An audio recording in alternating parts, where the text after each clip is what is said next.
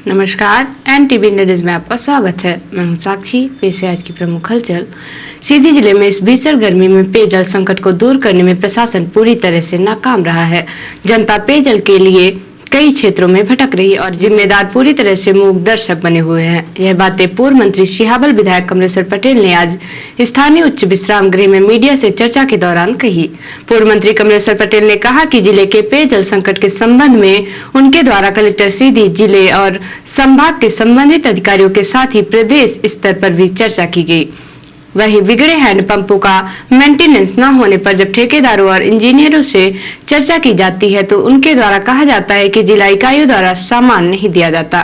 पहले मेंटेनेंस को लेकर सिविल को जो जिम्मा मिला था उसे मैकेनिकल इंजीनियर को दे दिया गया है।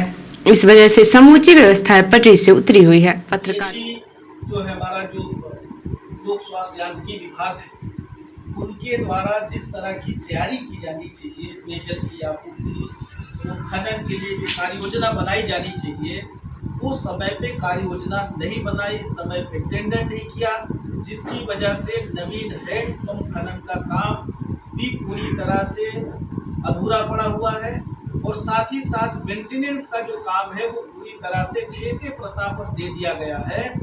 आज विभागीय कर्मचारी बचे नहीं है, सारे मैकेनिक ज़्यादा से ज़्यादा रिटायर्ड हो गए हैं, नई भर्तियां नहीं हुई है और ठेके पर देने की वजह से आज पूरी तरह से व्यवस्था ध्वस्त हो गई है। सैकड़ों की संख्या में हैंडपंप सिहाबल विधानसभा क्षेत्र में भी खराब पड़े हैं और अमूमन पूरे जिले में 400-600 हैंडपंप खराब पड़े होंगे और इसके लिए पूरी तरह से पीएचई विभाग के अधिकारी जिम्मेदार हैं, जिला प्रशासन जिम्मेदार है। पत्रकारों से चर्चा के बाद मीडिया को दिए अपने बयान में पूर्व मंत्री कमलेश्वर पटेल ने कहा कि ग्राम पंचायतों में जो सीसी सड़कें बनाई गई थी वह नल जल योजना की पाइपलाइन डालने की वजह से जगह जगह से खोदकर क्षतिग्रस्त कर दी गई हैं। श्री पटेल ने कहा कि जल संकट के निदान के लिए सांसद विधायक निधि के अलावा DMF फंड से भी काफी बजट उपलब्ध कराया गया था। बावजूद इसके लोक स्वास्थ्य यांत्रिकी विभाग के अधिकारियों की वजह से जो टेंडर की कार्यवाही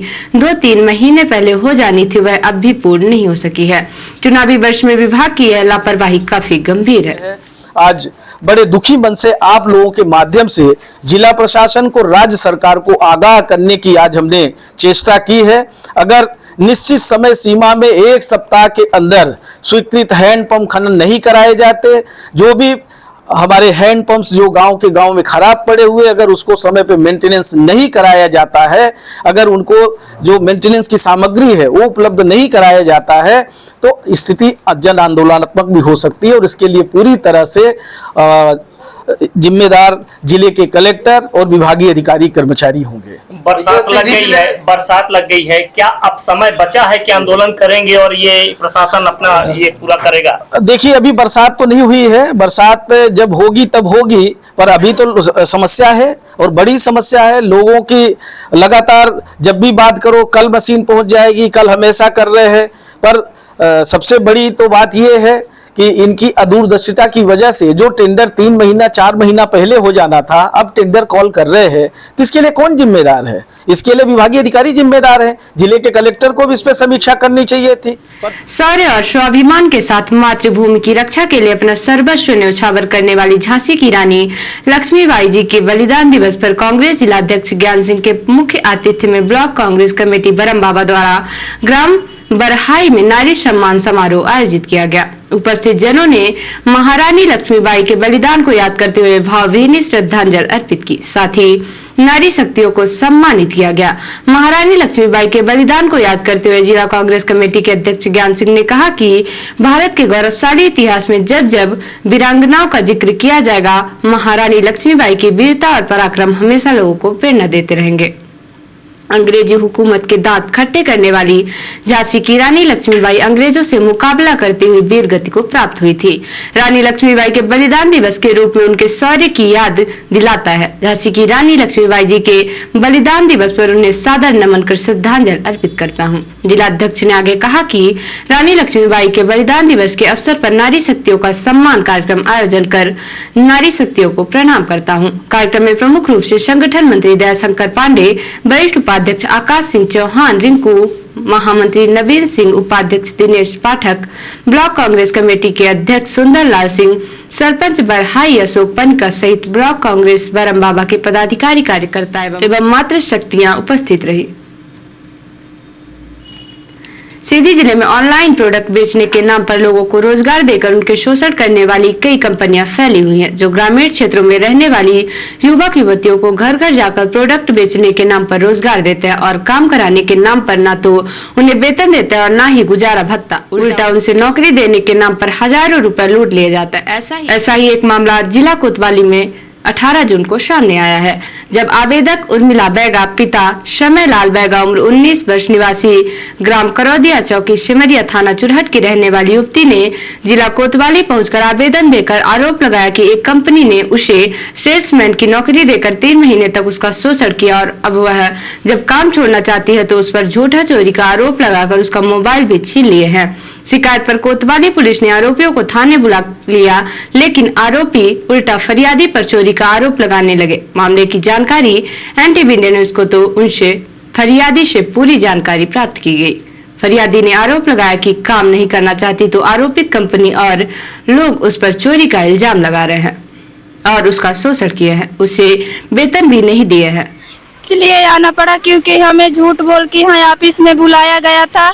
यहाँ 9,000 महीना परवेंट दिवाने के लिए 2-3 महीने रुके भी यहाँ, लेकिन वो पैसा नहीं मिल रहा। जब तक कंपनी है क्या, किस उसमें IFCC सेंटर है, क्या काम करे? यहाँ काम है यही सब जोड़ने वाला काम है। 5 लोगों जब तक न जोड़ोगे तब तक भी मिलेगा। अगर 5,000 से स्टार्टिंग करते, अगर एक आदमी को जोड़े तो 9,000 हाथ में दिए करते हैं। तो ये कब से काम कर रहे हो आप? 3 महीने से हो गया। तो 3 महीने बाद फिर आपके साथ घटना इसलिए करे घर घर जाने वाले मुझे नहीं यहाँ की तो जस्ती भी रोका गया था। जब से आ गए तो घोड़ाहा पे रोके और पे बातचीत होने लगी और माँ से बात करवाए, बोल रही है तुम और कहीं जाने वाले घर जा रहे हो। फिर फोन भी छुड़ाए और 2 चाटा हमें मारे भी यहाँ। क्या लगता है ये कंपनी सही है कि फर्जी टाइप की है? ये ऑफिस तो फ्रॉड निकला है, वैसे भी पैसा नहीं मिल रहा है महीने में। एनटीवी इंडिया न्यूज ने इस मामले को फोन और व्हाट्सएप के माध्यम से जिले के पुलिस अधीक्षक रविंद्र वर्मा के संज्ञान में भी डाला है, जिस पर उन्होंने कार्यवाही की बात कही है। ग्रामीण क्षेत्र के युवक युवतियों को ऐसे रोजगार देने वाले लोगों से सजग रहना चाहिए जो उनसे घर घर जाकर प्रोडक्ट बेचने और 5 मेंबर या 10 मेंबर बनाने का प्रलोभन देकर उन्हें अच्छी रकम देने की बात करते हैं, लेकिन बाद में वह उनका शोषण करता है और उन्हें छलावा और ठगी के अलावा कुछ भी नहीं मिलता। पुलिस अधीक्षक सीधी डॉक्टर रविंद्र वर्मा के निर्देशन अतिरिक्त पुलिस अधीक्षक सुश्री अंजिता पटले के मार्गदर्शन में थाना प्रभारी बहरी उप निरीक्षक पवन सिंह के नेतृत्व में 40,000 रुपए कीमत 10 ग्राम स्मैक के साथ 2 आरोपियों को बहरी पुलिस ने गिरफ्तार किया है। बताया गया कि थाना प्रभारी बहरी को मुखबिर से सूचना प्राप्त हुई कि नेशनल हाईवे 39 बहरी बाईपास TVS एजेंसी के पास एक व्यक्ति अपने पास स्मैक बिक्री करने हेतु रखा है। उक्त सूचना से थाना प्रभारी बहरी द्वारा वरिष्ठ अधिकारियों को अवगत कराया और रेड कार्यवाही हेतु सहायक उप निरीक्षक रजनीश सिंह के नेतृत्व में टीम गठित कर रेड कार्यवाही हेतु नेशनल हाईवे 39 बहरी बाईपास TVS एजेंसी के पास भेजा गया, जहां घेराबंदी कर संदेही को पकड़ा गया। आरोपी का नाम पता पूछा गया तो उसने अपना नाम ब्रिजेश मिश्रा, पिता श्यामदेव मिश्रा, 39 वर्ष, निवासी ग्राम चांदबाही, थाना बहरी, जिला सीधी का होना बताया, जिसकी तलाशी लेने पर संदेही की पैंट के दाहिने जेब से एक सफेद कलर की पॉलीथीन मिली, जिसमें मटमैले कलर का स्मैक जैसा पदार्थ मिला। स्मैक को इलेक्ट्रॉनिक तौल से तौलने पर 10 ग्राम पाएगी, जिसकी कीमत लगभग 40,000 रुपए होगी। आरोपी से उक्त स्मैक के संबंध में पूछताछ की गई तो बताया गया कि डीडी उर्फ दिलीप दीक्षित निवासी डढ़िया ने उक्त स्मैक मुझे बेचने के लिए दिया था। आरोपी ब्रिजेश मिश्रा एवं डीडी उर्फ दिलीप दीक्षित का उक्त कृत्य धारा 8/21, 22, 29 NDPS एक्ट के तहत दंडनीय पाए जाने से आरोपी ब्रिजेश मिश्रा से स्मैक एवं मौके पर जब्त कर कब्जे पुलिस लिया जाकर आरोपी ब्रिजेश मिश्रा, पिता श्यामदेव मिश्रा, उम्र 40 वर्ष, निवासी ग्राम चंदबाही, थाना बहरी एवं डीडी उर्फ दिलीप दीक्षित, पिता दयानंद दीक्षित, निवासी डड़िया, थाना बहरी को गिरफ्तार कर माननीय न्यायालय पेश किया गया है।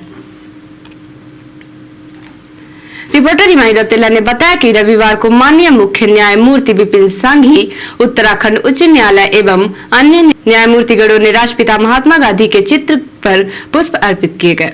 उक्त कार्यक्रम का आयोजन आज संपूर्ण उत्तराखंड राज्य में किया गया। महानिबंधक अनुज कुमार संगल ने बताया कि माननीय मुख्य न्यायमूर्ति उत्तराखंड विपिन सांघी एवं राज्य विधिक सेवा प्राधिकरण के संयुक्त तत्वाधान में राज्यव्यापी स्वच्छता अभियान श्रमदान कार्यक्रम का शुभारंभ किया गया। इस अवसर पर माननीय मुख्य न्यायमूर्ति विपिन सांघी ने उपस्थित जनसमूह से स्वच्छता को अपना संवैधानिक अधिकार एवं कर्तव्य मानते हुए अपने आसपास के वातावरण को स्वच्छ रखने हेतु स्वच्छता एवं श्रमदान करने की शपथ दिलाई। इस अवसर पर विभिन्न स्वयं सहायता समूह के सदस्यों एवं पर्यावरण मित्रों जो कि स्वच्छता के क्षेत्र से जुड़े हैं उनको सम्मान पत्र एवं उपहार भेंट किए गए। इसके अलावा 12 एवं 13 जून 2023 को उत्तराखंड राज्य विधिक सेवा प्राधिकरण एवं जिला विधिक सेवा प्राधिकरणों के संयुक्त तत्वाधान में चित्रकला स्लोगन निबंध प्रतियोगिता का आयोजन किया गया, जिसमें कक्षा 9वीं से कक्षा 12वीं तक के बच्चों के द्वारा प्रतिभाग किया गया। जनपद नैनीताल के प्रत्येक प्रतियोगिता के प्रथम, द्वितीय एवं तृतीय चयनित विजेताओं को आज इस कार्यक्रम में माननीय मुख्य न्यायमूर्ति एवं अन्य न्यायमूर्तिगणों के द्वारा प्रमाण पत्र एवं पुरस्कार वितरित किए गए। इस दौरान विभिन्न विद्यालयों के बच्चों की एक स्वच्छता जागरूकता रैली भी निकाली गई। उपरोक्त कार्यक्रम के दौरान उत्तराखंड उच्च न्यायालय नैनीताल के मुख्य न्यायमूर्ति समस्त न्यायमूर्तिगण ने उच्च न्यायालय परिसर नैनीताल से माल रोड, ठंडी सड़क, बड़ा बाजार होते हुए तल्लीताल तथा पुनः मल्लीताल फ्लैट्स मैदान तक साफ सफाई हेतु श्रमदान किया गया। और अब पेश प्रादेशिक हलचल। मैहर के बीजेपी विधायक ने अपनी पार्टी के सांसद को कहा राक्षस, खुले मन से दी चेतावनी, सुधर जाए वरना मैहर में घुसने नहीं देंगे। कलेक्टर कमिश्नर के ध्वज प्रणाम पर भड़की कांग्रेस। सतना में आरएसएस के कार्यक्रम में शामिल हुए थे अफसर दिग्विजय विवेक तनखा ने पूछा, चीफ सेक्रेटरी कार्यवाही करेंगे। करणी सेना बोली, आदि पुरुष के डायरेक्टर को ढूंढो मारो। कहा, धार्मिक ग्रंथ की अवहेलना बर्दाश्त नहीं। और एमपी में 3 संतानों वाले 50,000 से ज्यादा टीचर। 2 चाइल्ड पॉलिसी में अब तक 3 चपरासी, 2 जज पर हुआ है एक्शन। और अब से राष्ट्रीय हलचल। कुछ बिहार में भाजपा कैंडिडेट के रिश्तेदार की हत्या, जूट फील्ड में मिली लाश। कल केंद्रीय मंत्री की कार पर तीर बम से हमला हुआ था। दिल्ली में 2 बहनों की गोली मारकर हत्या। आरके पुरम में भाई को मारने आए थे हमलावर बहनों पर फायर करके भागे। यूपी बिहार में हीट वेव 3 दिन में 98 की मौत। बलिया में 400 लोग अस्पताल में भर्ती। और आरएसएस की मणिपुर में शांति की अपील। कहा, लोकतांत्रिक व्यवस्था में हिंसा और नफरत के लिए कोई जगह नहीं। तो ये थी आज की प्रमुख हलचल। नमस्कार।